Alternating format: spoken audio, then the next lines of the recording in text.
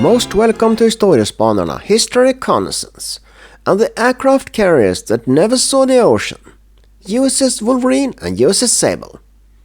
This is the story of two makeshift coal-fired ships of the US Navy that saw 17,000 pilots and 40,000 crewmen set foot on their decks during World War II.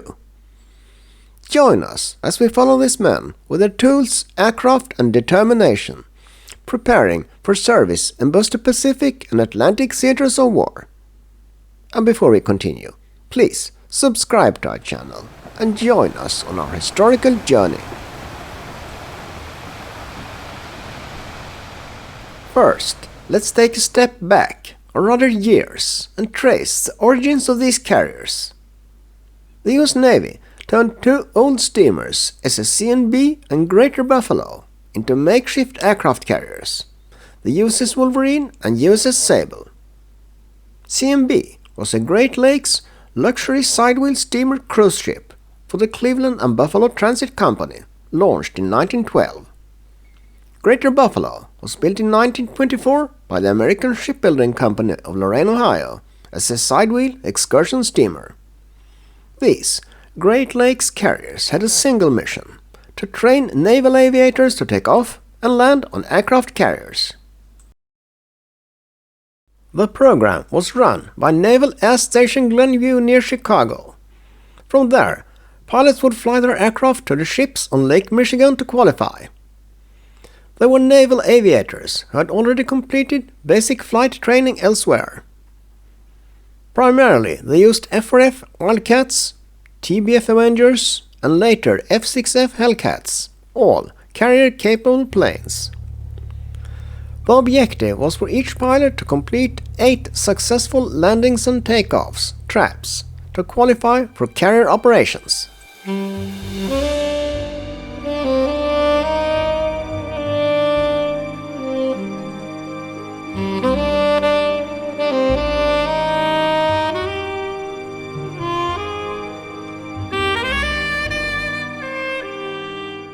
Landing signal officers guided them in, just as on fleet carriers.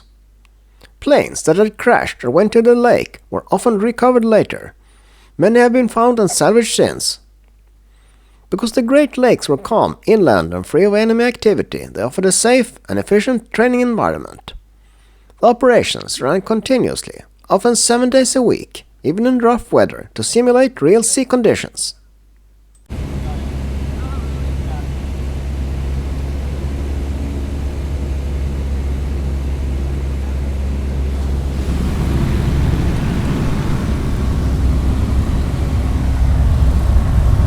More than 100 aircraft were lost in Lake Michigan during training.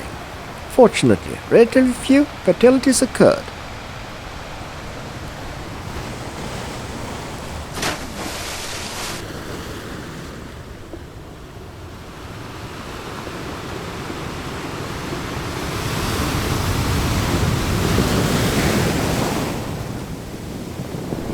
The deck crews aboard USS Wolverine and USS Sable perform many of the same roles as those on fleet carriers, just adapted for training operations.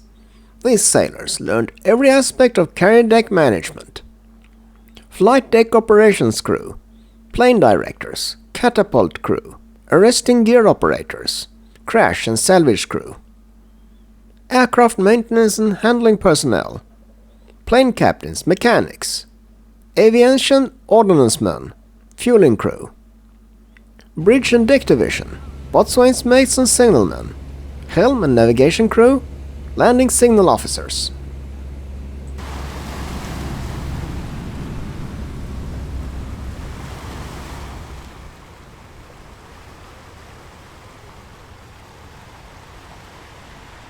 Even though the ships operated in a safe environment on Lake Michigan, crews were trained under combat-realistic conditions. Decks were wet, windy and narrow. Operations ran around the clock. Emergency drills, fire, man overboard, crash recovery were frequent.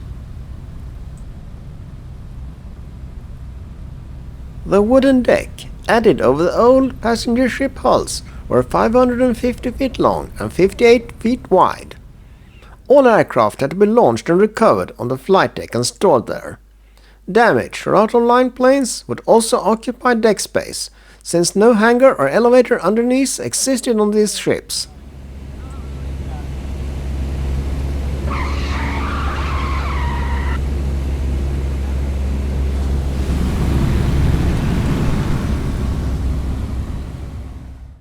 Many of the pilots remember the intense and precise training on these carriers. They had to transition quickly from regular flight training to carrier operations.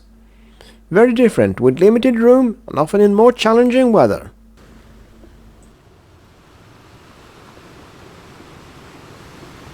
A common comment was, when landing I saw Lake Michigan on this side and I thought I had to be careful or I'd fall off the deck. The deck seemed so narrow.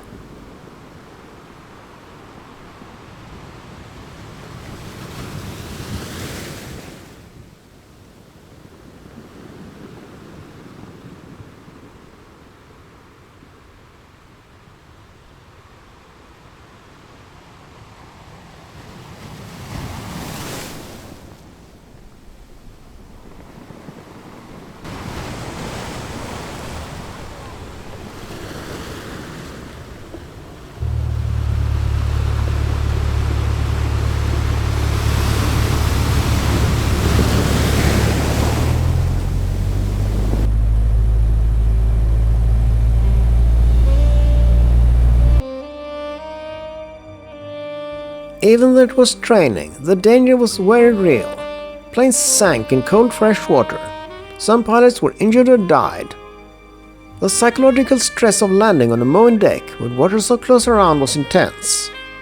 Even if the ship was stable compared to ocean conditions, seeing water on both sides made the pilot constantly aware of the risk.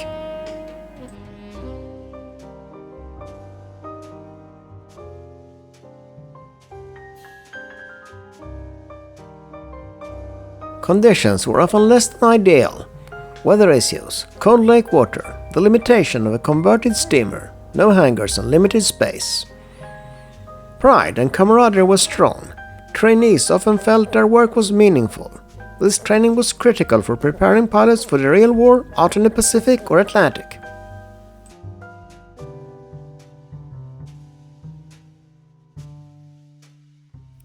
The Wolverine and Sable trained nearly all US Navy carrier pilots who fought in the Pacific War. They provided a safe, efficient and realistic training ground far from coastal threats. And they represent a unique chapter of US naval history, the only freshwater aircraft carriers ever operated. That's all, folks. Thanks for watching. Please like and subscribe.